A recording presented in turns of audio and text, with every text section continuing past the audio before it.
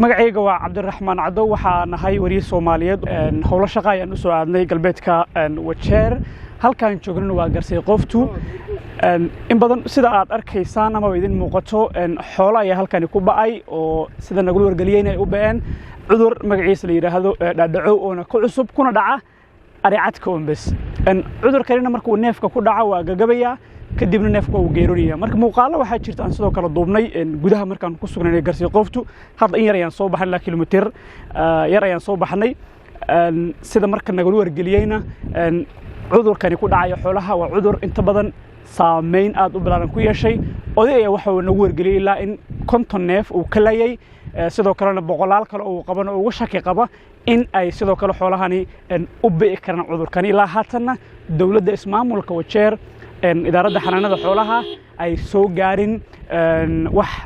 كالما أما بين بدن دقة أو كسابسن داوين تحولها هنا على سو جارين سيدا كل واحد أي كور رمان بشوين تلك كان يكون إن عذر كني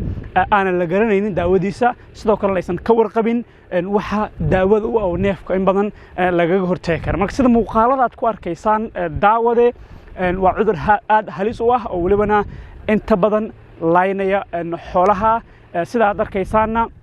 halka aan ku sugannahay ilaa kontumeeye in ka badan ayaa ku baaday in badanna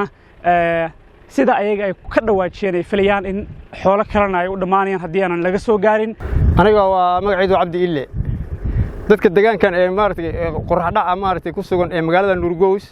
qorraxdhaceeda ku sugan ee hadda aan reeraha erigastan u baay reerahayn waay eriga markaasaan maanta meesha aan taaganahay waa 76 neef markii erigan bilowday inta kan dhaxdo markii lagu darano waa 176 neef yaa cudurkan u dhibtay dhacowga la yiraahdo markii jiilaalka gabaarab waxa la lahay marka gaajaas iyo eriga saan yeelaysa markii roobka dhacay hadda say arkaysaan greenka marka cunina waa sanad u saxday daawadiisa yoon garanaynin waxaasina ilaahan garanaynin saddex nooc cudurka marka saan curiga xoolahaas u laay mid oo sidii wax waalan haad eriga saad u gadgadamo soo dhacay sembir asfarnay nafta ay ka baxayso in mid maxog aad ugu fadhiisanaayo oo korba u joogsanayni in mid dhacay si wax u helhiilaya يا إرجع بدنا سان هذا أول ماشي أفكار دي كنا دعنا أفكار كودا نيف كمارتي هذانا أنت صوب بقول إرجوع نيف يا أوفر ده واحد كسوين أما صحنا قلنا أنا يانا أكسونين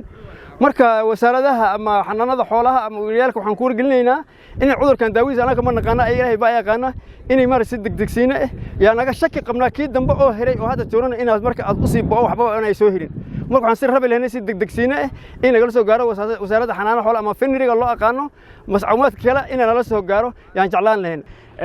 waxa ayna ka codsanayaan dawladda ismaamulka Wajeer in ay soo gaarsiiso daawooyin sidoo kalena ay ogaadaan xitaa waxyaabaha sababaya cudurkan dhaadhacowga la yiraahdo ku cusub kuna dhaca aricadka